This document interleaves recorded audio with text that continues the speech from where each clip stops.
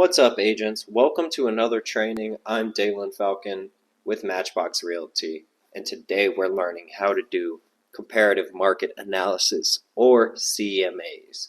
We use CMAs a lot as realtors to determine a fair market value of a home, and it's a big part of the job, so let's get into it.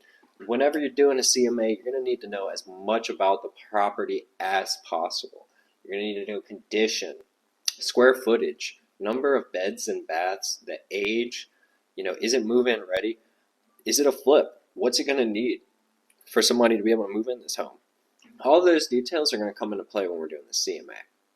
So for the example of this video, I have a property that we're in the process of listing. I've been in this property before.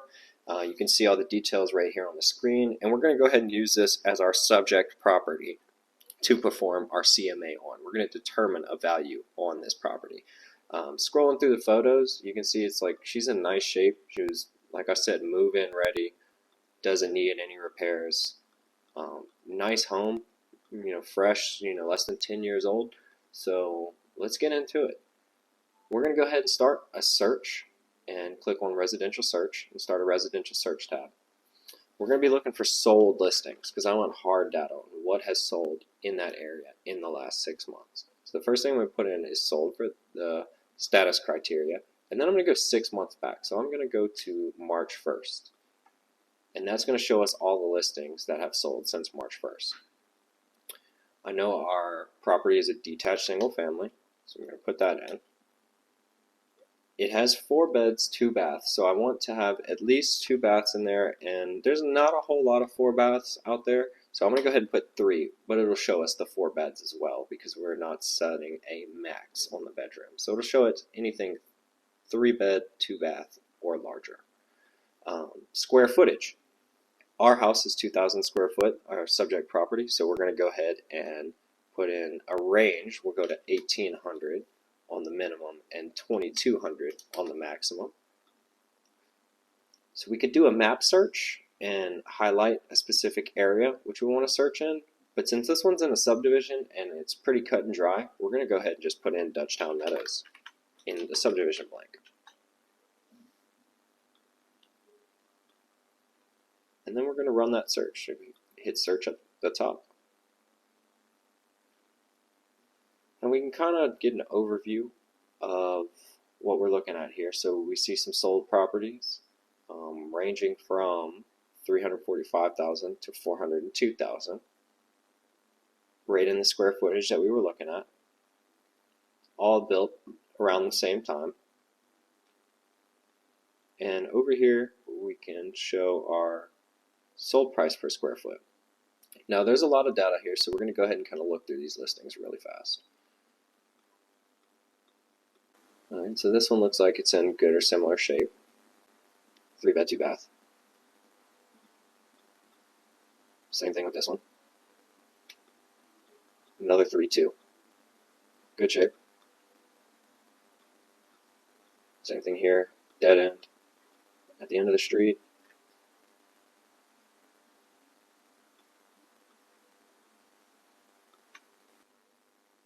And then there's this one. And this one is a little different because it's a corner lot, and this one is actually the first house.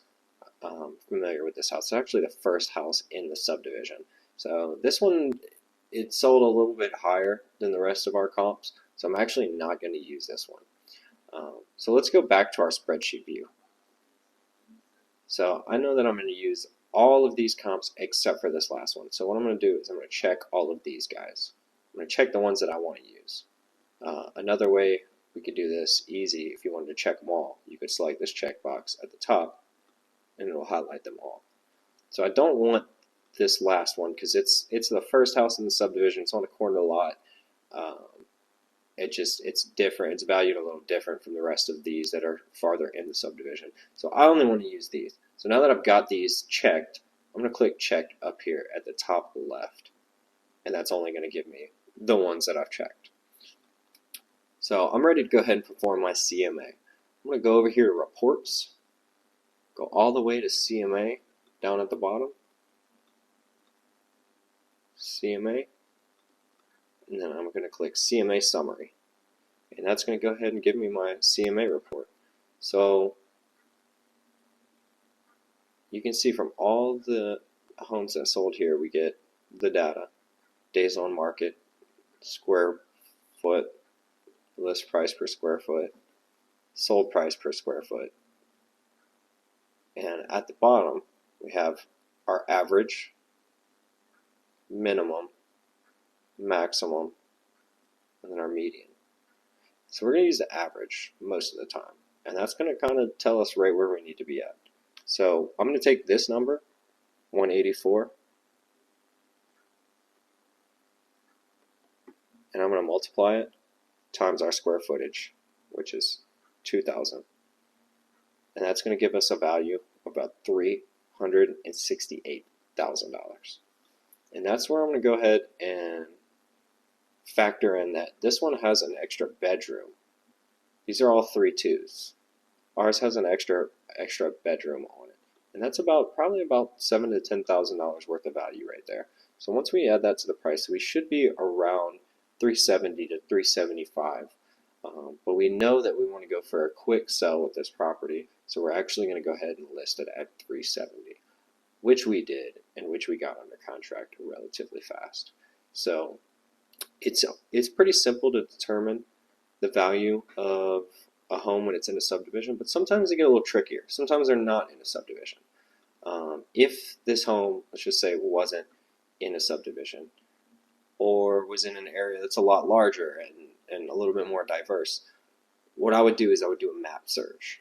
So instead of doing a subdivision search, I would go to the specific neighborhood that I was looking at and draw out a polygon of the area. So let's just say I just know that, well, this subdivision right here is a little different than this subdivision right here.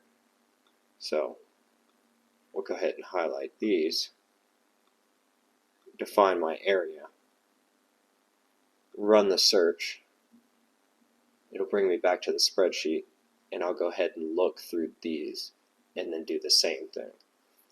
And you gotta, there's a lot of details to take into play when you do this. Sometimes age, sometimes some neighborhoods will be close to older neighborhoods. We'll have a newer neighborhood close to it. And it's hard to compare a house that's 100 years old to a house that was built, in 2016, 2017. So there's a lot of factors that need to be taken into consideration here. You also have a lot of search blanks if you go down and want to look for more criteria, get really specific about what you're looking for. If you have a lot to compare it to. Sometimes in situations there's not enough to compare it to, and we have to widen our radius and search a little bit farther than we typically would. Another way you can search is you can enter an address. So let's just say, let me get rid of this search. Let's just say I'm doing a CMA on that same house. So now that I have my pen, I can draw a radius, search 1.5 miles, and it'll automatically search a radius 1.5 miles around this location. I'll just run my search, let the listings populate, and then go through and make sure they match the criteria of my subject property. And if any ones don't, I'll eliminate them from the list. I'll do the CMA summary of the list again, and that'll kind of give me an idea of the value of the property. And there are some other things to take into effect, and we'll go through later in more detailed training what those things are to look out for.